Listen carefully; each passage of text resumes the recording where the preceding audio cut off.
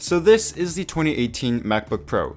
It's a little bit late and it doesn't have a complete redesign that some people were expecting, but from my initial impression so far, this is a really nice laptop that I think a lot of casual users such as students will really enjoy using. So here's my review of the 13-inch MacBook Pro. So this year, they didn't make any design changes at all. Everything is all in the internal, so the build quality is just like the last two generations. Still very light, very thin with the same massive trackpad and metal hinge. The hinge has actually held up really well so far over the past year and a half with my 2016 MacBook Pro. It's still got just the right amount of resistance that gives you that one hand open without the screen wobbling around when using this thing on your lap. So this thing is built really well and everything's holding up as if it were brand new. The screen on this thing has been updated to now support True Tone, which automatically adjusts the white balance based on the light around you. So if you're in a library with white light, then the screen will adjust to match that, and if you're in your house with warm yellow lights, then the screen will adjust to have a more yellow tint to match that yellow light. It makes it nicer on your eyes, especially at night, but you're going to want to disable this if you're doing any color accurate work. It also works with the LG ultrafine displays, but it won't work with any other external monitors. The rest of the screen stays the same as last year with 500 nits of brightness, P3 color gamut, and 10-bit color support, meaning it's crazy bright, it's sharp and detailed, has great colors, and it's great for watching movies or even doing photo and video work. I've also been seeing a couple of people recently complain about the bezels, and while it would be nice to have them shrink, it's not something that's ever crossed my mind. The 12-inch MacBook, on the other hand, is what really needs some bezel shrinking, because those things look massive in comparison to that 12-inch screen. The speakers on this thing sound amazing, and my friends were actually really impressed with how clean the audio was. It's a pair of upward-facing stereo speakers on the sides of the keyboard, and there's really not much to complain about. They've also improved it slightly this year from the 2016 and 2017 models. It's a little bit louder, but the bass has been improved by a lot.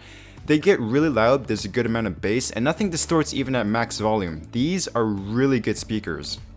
The keyboards have now been updated to the 3rd generation butterfly switches, and they've been redesigned with a thin layer of silicone underneath the keycap to make it slightly quieter. The problem with this is that everyone around you can still hear you type. That's true for almost any keyboard, but now this silicone makes it feel more soft and mushy. It's weird because it's still clicky, right? It's just when you hit the bottom, it feels like rubber, and I'm not a big fan of this. Aside from that, it's got a nice layout, keys are big and comfortable to reach. It's a bit shallow, but my friends have gotten used to it pretty quickly, so I think most people can learn to enjoy this. The TouchBar remains the same. It's cool, I prefer it over traditional function keys. I especially like the integration with Final Cut Pro 10, but this time it's default on all 2018 MacBook Pros. The ones without the TouchBar are the older 2017 models with no changes whatsoever. The trackpad remains unchanged, still the biggest trackpad on any Ultrabook and still the best trackpad on any computer, period. So I talked with a friend who used a 2017 MacBook Pro and they pointed it out as a really nice standout feature, which if you're using this for school, you're gonna want a nice trackpad because using a mouse on a tiny desk isn't something you want to experience. It's got a smooth surface, great texture, tracking is accurate, and you can control the amount of force a click requires, so it's really enjoyable to use. So Apple updated the MacBook Pros with TouchBar to 8th generation quad-core CPUs, which means nearly double the multi-core performance. The integrated graphics are still not meant for games, it performs about the same as the last two generations.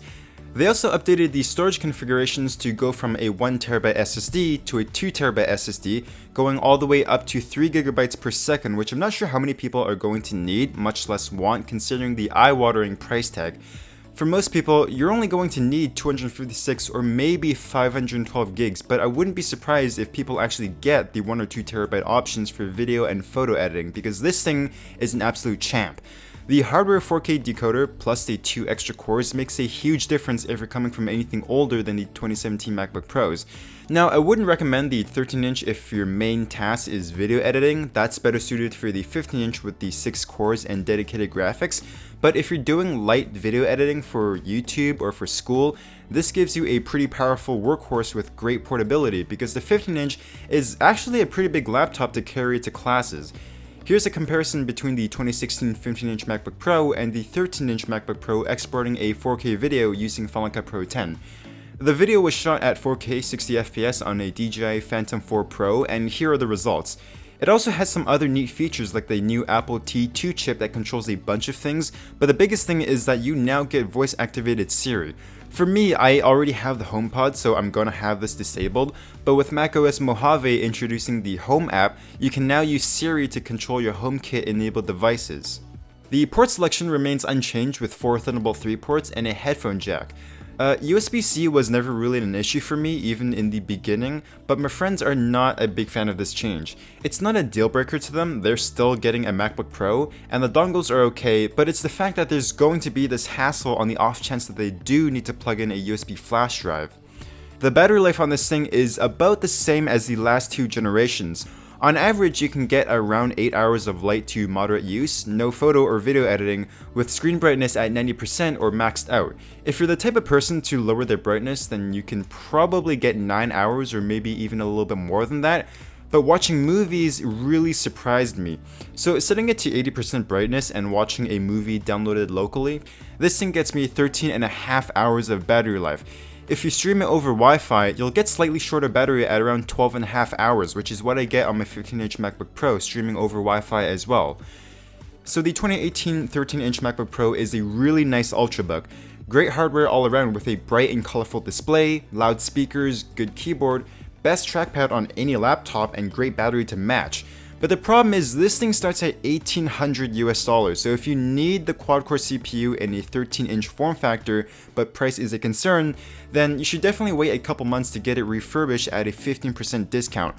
Otherwise, if you don't need that new processor and you're just using this thing for school, the 2017 models aren't a whole lot different. So hope you enjoyed my review of the 2018 MacBook Pro, leave a like if you did, and I will catch you guys later.